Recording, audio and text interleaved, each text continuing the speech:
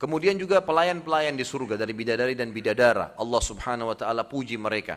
Seperti bidadarinya misalnya Al-Waqi ayat 22 sampai 23 di mana Allah Subhanahu wa taala berfirman, A'udzu billahi minasyaitonir rajim wa hurun 'ain ka'amsalil lu'lu'il maknun.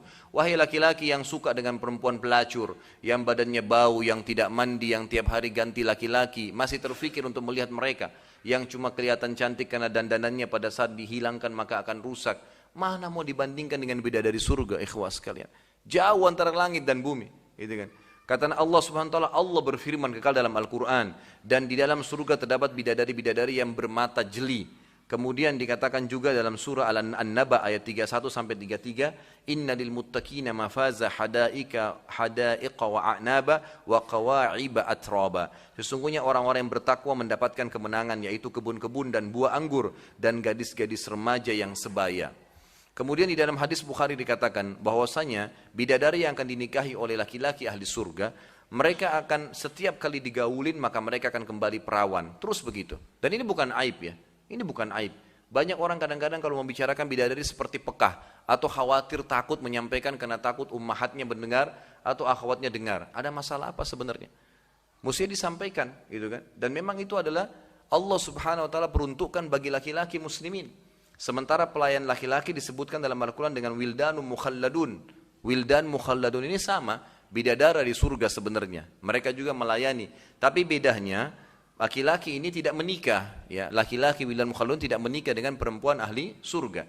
Di dalam hadis disebutkan bahwasanya kalau ada wanita yang tidak memiliki suami, ya, gitu, atau tidak menikah, maka mereka akan menikah dengan salah satu ahli surga. Dan itu hadis Nabi SAW. Dan itu harus diterima, itu kan, itu memang harus diterima. Jadi tidak perlu ragu dalam menyampaikan. Pernah salah seorang ikhwah, teman dekat saya, pernah waktu dia ikut di salah satu kancah jihad dulu tahun 90-an, waktu keluar fatwa ulama tentang masalah perang melawan Rusia dulu di Afghanistan tahun 90-an saya bahasakan ya. Waktu itu fatwa internasional semua muslimin dibolehkan gitu. Waktu saya masih awal masuk di Madinah. Maka teman saya cerita yang kebetulan ke sana, ya, beliau adiknya Dr. Sulaiman Rahaili, teman dekat saya Dr. Muhammad sekarang ngajar di kampus Madinah. Dia cerita gitu, dia bilang selama kita di kancah jihad bacanya selalu buku Hadil Arwah, bukunya Ibnu Qayyim rahimahullah, diterjemahkan bahasa Indonesia sekarang Tamasya ke Surga. Orang kalau mau baca tentang surga lengkap betul buku beliau, cuma sangat tebal, jadi saya tidak bacakan itu. Bukunya sangat tebal dan selalu berbicara tentang bidadari, tentang pohon-pohonan, tentang permadani. Ada salah seorang ikhwah dia bilang mengingatkan, antum jangan jihad karena membaca tentang masalah bidadari, tentang masalah permadani, tentang masalah surga. Jihad ya jihad saja untuk Allah, gitu kan? Terus dijawab oleh ikhwah-ikhwah semuanya, kalau kita tidak mengikuti janji Allah, bagaimana kita bisa termotivasi untuk mau ibadah? Kita mengejar surga karena Allah janjikan itu, dan itu ibadah. Tidak ada aibnya membaca surga dan mengejar itu. Tidak ada sesuatu yang salah di situ, kan gitu. Jadi kita harus fair dalam menyampaikan, memang seperti itulah keadaannya. Allah SWT memuji para pelayan-pelayan di surga ini dalam Al-Waqi ayat 35 sampai 37. A'udzu billahi minasyaitonir rajim. Inna ansha'nahunna insya'a faj'alnahunna abkara urban atraba. Sesungguhnya kami menciptakan mereka bidadari dengan langsung, dan kami jadikan mereka gadis-gadis perawan penuh cinta, lagi sebaya semua umurnya. Lagi sebaya semua umurnya. Dan mereka sudah ada sekarang. Mereka sudah ada sekarang. Ya, mereka sudah diciptakan oleh Allah Subhanahu wa taala. Bahkan ulama tafsir sepakat, di antaranya Ibnu Abbas radhiyallahu anhu, sahabat Nabi yang mulia, pada saat menafsirkan firman Allah Subhanahu wa taala, A'udzu billahi minasyaitonir rajim, wa nufikha fis suri fasa'ika man fis samawati wal ardi illa man syaa Allah wa kullun atauhu dahirin, yang artinya adalah pada saat ditiup sangkakala yang pertama, maka semuanya yang di langit dan di bumi akan musnah tiba-tiba kecuali yang Allah inginkan.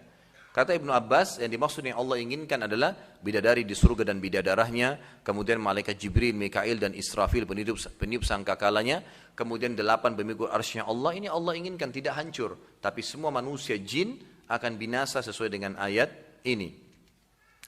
Bidadari di surga memang akan disiapkan bagi kaum laki-laki. Dan ini bukan berarti aib, bukan sesuatu yang salah. Bagi ummahat juga yang belum memahami masalahnya perlu membaca, gitu kan? Kenapa Allah siapkan, itu hikmah Allah Subhanahu wa taala.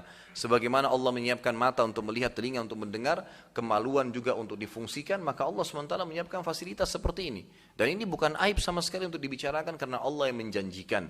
Allah yang menjanjikan. Bahkan ada hadis yang sahih riwayat Imam Ahmad dan Imam Tirmidzi. Ini peringatan bagi ummahat kita. Kalau memang anda dalam keadaan benar, alhamdulillah. Tapi kalau dalam keadaan salah, hati-hati. Harus minta maaf dengan suami. Apa sabda Nabi SAW? Bukan perkataan saya. Kata Nabi SAW, La tu'zil mar'atu zawjaha fid dunya, illa qalat zawjatuhu minal hurun 'in. La tu'zihi qatalakillah, fa innama huwa 'indaki dakhilun yushiku an yufarikuki ilaina. Jika seorang istri menyakiti suaminya tanpa sebab, tidak ada udzur syar'i. Nanti yang kita titik beratkan dalam masalah rumah tangga, melainkan istrinya dari bidadari. Artinya sekarang semua orang mukmin di surga memang sudah di dunia sudah punya istri dari bidadari, asal dia pertahankan. Dan ini janji Allah Subhanahu wa taala. Ini bukan aib, bukan sesuatu yang salah. Jadi jangan sampai kalau hati kita berat menerima ini berarti perlu dipertanyakan masalah keimanan. Kata Nabi SAW, tidaklah seorang istri menyakiti suami di dunia, melainkan istri dari bidadari mengatakan jangan menyakitinya. Semoga Allah menjauhkan dia darimu. Kalau bahasa langsungnya sebenarnya semoga Allah membinasakanmu, gitu kan? Sesungguhnya ia hanyalah seorang tamu di sisimu yang sebentar lagi berpisah dan akan menuju kepada kami. Artinya memang penghuni surga akan didatangi, gitu kan? Kita lihat sahabat Nabi yang mulia, sahabat Nabi yang mulia, Handalah radhiyallahu anhu yang terkenal. Beliau pada saat terbunuh di perang Uhud, Nabi SAW melihat ke arah jenazahnya lalu mengalihkan pandangan matanya. Lalu para sahabat mengatakannya, Rasulullah, kenapa anda alihkan pandangan mata anda? Kata Nabi SAW, Allah memperlihatkan kepada saya istrinya dari bidadari sedang menjemput ruhnya. Hadis sahih, riwayat Bukhari tentang masalah itu. Artinya ini termasuk hal-hal yang dijanjikan di surga itu, dan ini bukan sesuatu yang perlu disembunyikan gitu.